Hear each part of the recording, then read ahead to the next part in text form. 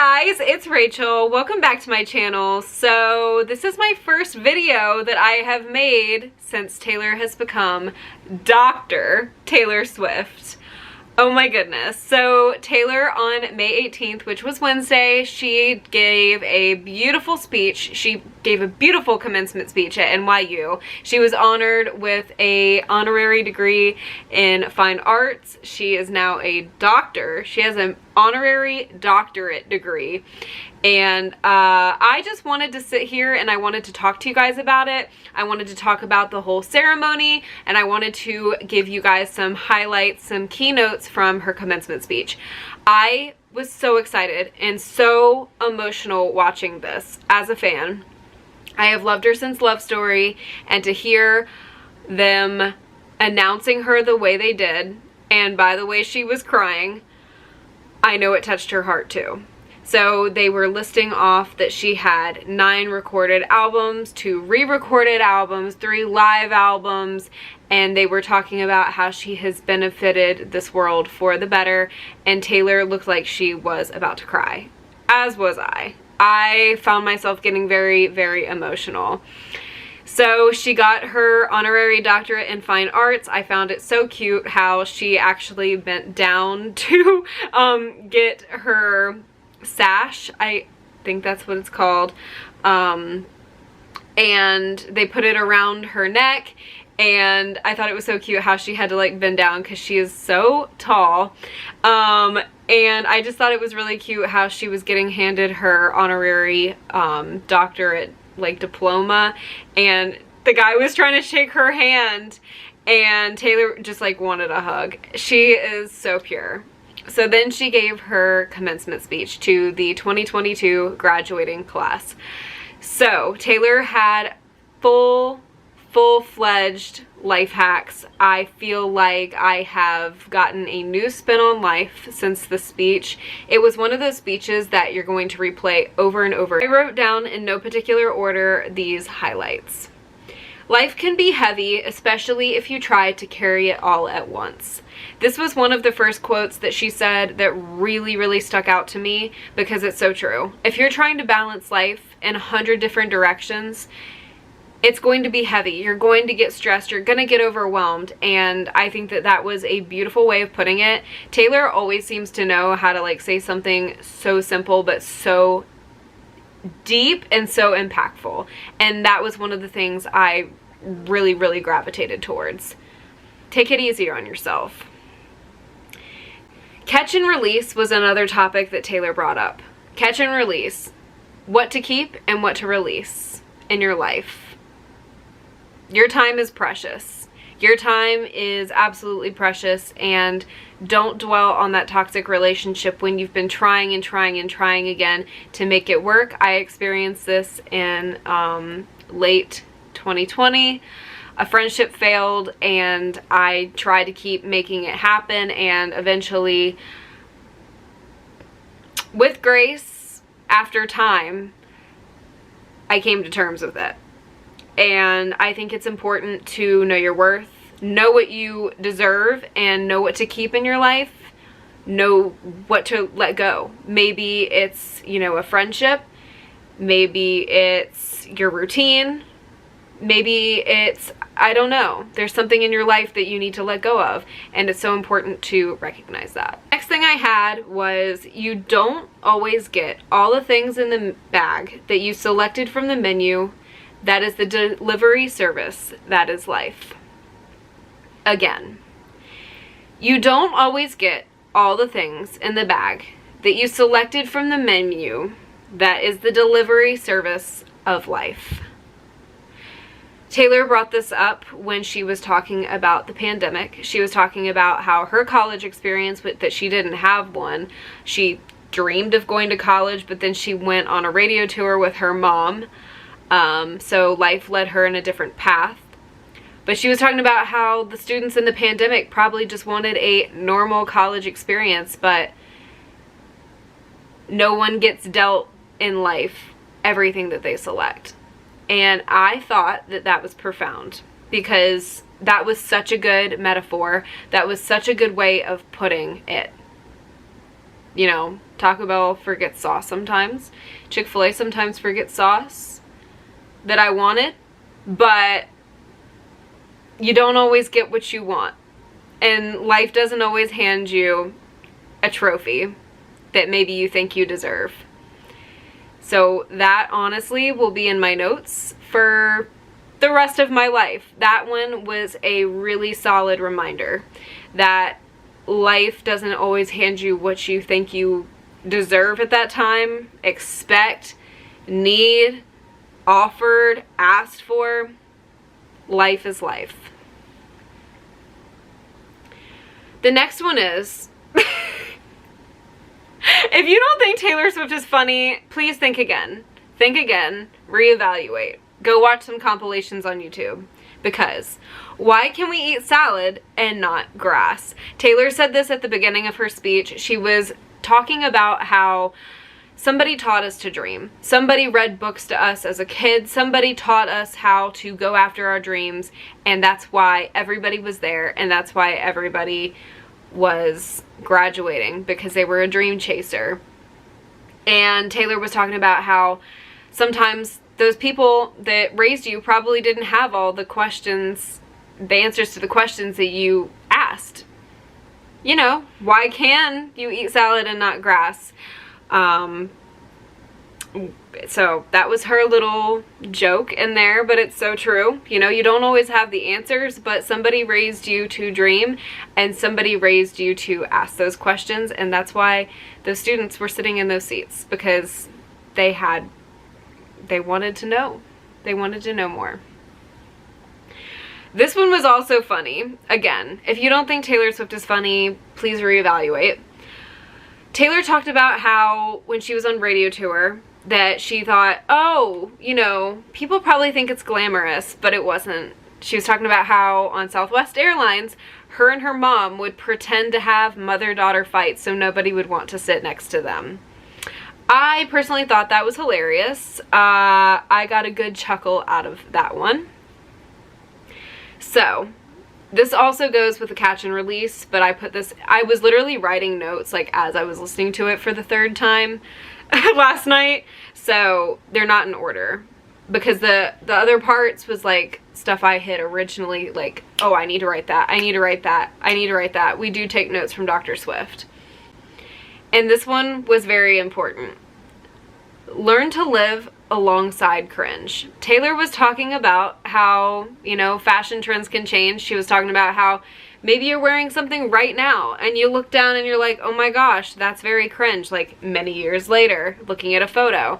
But she was talking about how it's important to embrace cringe. It's okay to laugh at yourself. It's okay to make mistakes. And she was talking about how she used to dress as a 1950s housewife every day in 2012. And I got a good laugh out of that one. But yeah, the next thing that I wrote down really correlates with that, and it was when Taylor talked about enthusiasm. She was talking about how she has a thing where you should never be afraid to be enthusiastic. You should never be ashamed of being enthusiastic about something that you love or something that you care about, because that is what adds body and value to life. So when I'm enthusiastic about Taylor Swift, I just know she's smiling somewhere. Never be ashamed of trying. Effortlessness is a myth. If you don't try, what will you know? Will it have worked? Where would you be in life if you didn't try? I thought that that was very profound, because a lot of times maybe you think, okay, well, this situation's going to be way too difficult. Why bother? But if you don't try, you'll never know if it was going to work. So then Taylor talked about a compass analogy. This was the very first thing that Taylor said that I immediately said to myself, okay, that's literally so important to me. Because a lot of Taylor's songs, for example, Superstar, I correlate with my relationship with Taylor. And I have a lot of memories with Taylor. So this was my grab that was like, this is me with Taylor.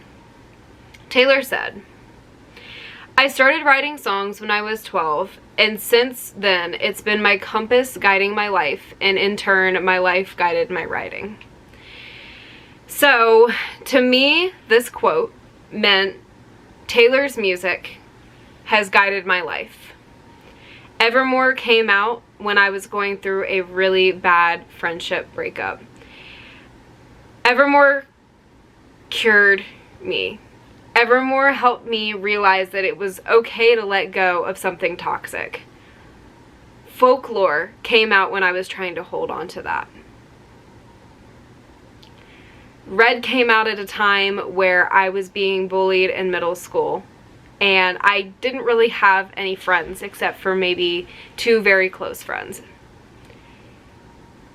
And somehow Taylor made me feel whole. In elementary school, I had people who I thought were my friends, but they were really only hanging out with me because maybe they felt like they had to. Taylor's music has always been my support, my guiding force. When I was happy, I had a song to listen to. When I was trying to understand why things were ending, I had Taylor.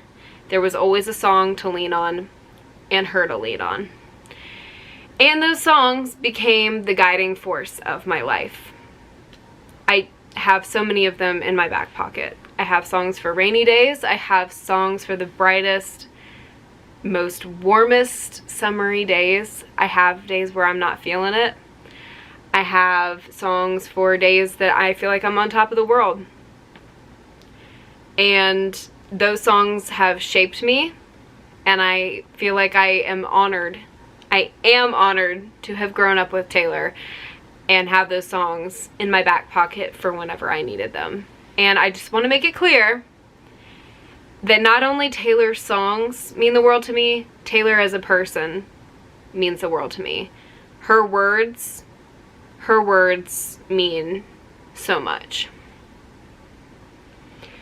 We are all literary chameleons, and I think it's fascinating. It's just a continuation of the idea that we are so many things all the time. Then she went in to say how we wouldn't say the same thing to our boss as we do our best friend. She wouldn't talk the same way to her mom, for example, that she talked to, her coworker. Life is an alteration of you. You're constantly filtering yourself around people, and you can change in a minute, and you can change on a dime for whoever you're talking about.